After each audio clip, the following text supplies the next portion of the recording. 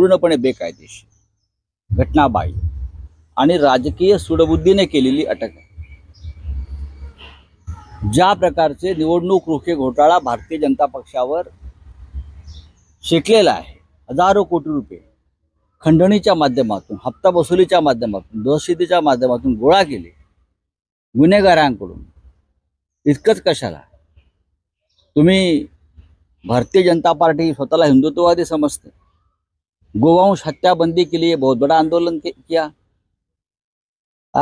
Mob leaching KIA.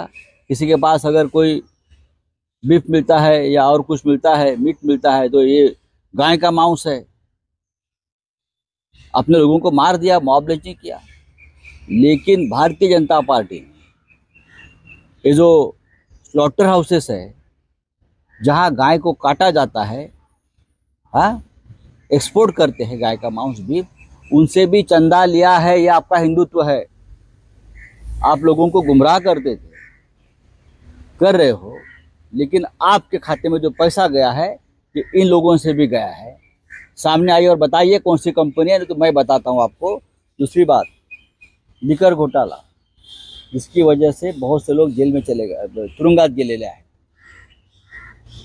Kejriwal ji आता गेले आहेत, त्याच्या आधी मनीष सिसोदिया, संजय सिंग, कविता। भारतीय जनता पक्षाचे निवडणूक रोखे चेक करा। याच घोटाळ्यातल्या प्रमुख ठेकेदारांनी भारतीय जनता पक्षाला निधी दिलाय की नाही, या लिकर घोटाळ्यातल्या, मद्य घोटाळ्यातल्या, ते समोरून त्यांनी सांगावं।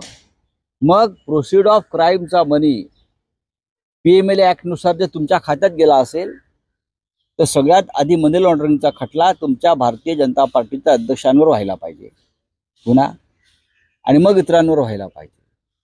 पण निवडणूक रोख्यांच्या घोटाळ्यावर जो धुरळा उडतो आहे देशभरात, त्याच्यावरून लोकांचं लक्ष विचलित करण्यासाठी तुम्ही केजरीवालना अटक केली। विद्यमान मुख्यमंत्र्यांना अटक करताय, लोकांनी निवडून दिलेला पूर्ण बहुमत असलेल्या हेमंत सोरेनला आपण अटक केली, आपण केजरीवालना अटक केली, आपण विद्यमान मंत्र्यांना अटक करता, आणि सगळ्यात भ्रष्ट सरकार देशात आणि महाराष्ट्रात ते तुमचं आहे।